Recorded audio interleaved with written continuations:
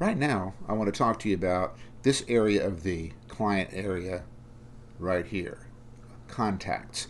I want to show you the importance of and how to use this contact area to make your hosting experience better. A contact is someone in addition to the main person, who in this case would be Sam Evans, would be the account holder. But additional contacts can be set up so that they can do certain things for you and get certain notifications. And I'm going to show you how this works. You'd click on a new contact here, and the screen would open up to add a new contact. And what you do, I'm not going to go over how to fill this out. It's just like any other form. You put their name, address, and information here. But what's important is their email address. When you put their email address here, then this will enable this person with this email address to receive information from our system just like you do at this additional address. So you put their address there, and then down here you can say send the make sure that this person gets all the general emails that have to do with from GraceNet. Or you can have that maybe there's someone who pays your bills for you. Click invoice, and a copy of every invoice that goes out will go to that email address. So that's pretty self-explanatory. It's easy to understand. This comes in very, very handy if you've got someone who is doing something for you and want them to get certain types of communications from us. But notice this area right here. This is an important area where it says activate a sub-account. When you fill out this information above for this client, this person, and put their email address here, and then click activate as a sub-account, you're going to get some additional options. Watch this.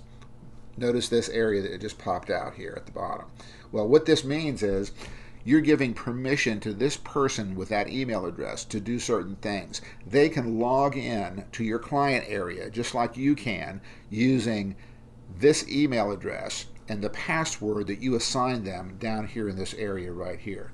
This is outstanding opportunity for you to use people to help you in certain areas. Let's say most of this area you're not going to want to enable for people because of security issues, but that's up to you. But I want to point out two that are very useful. Notice this one right here where it says view and open support tickets.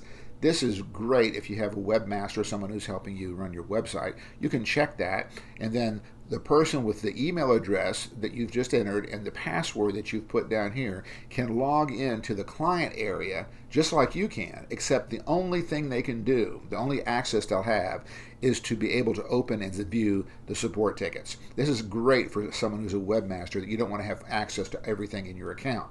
Same thing is true for the one above, where it says view and pay invoices.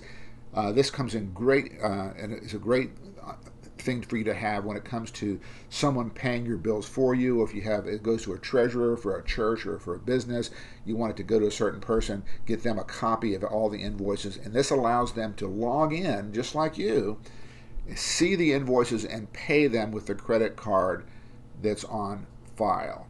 So this is very, very useful to have this sub-account information here and have someone else who can log in and you're restricted to the area that you want them to have. I hope you can make use of this.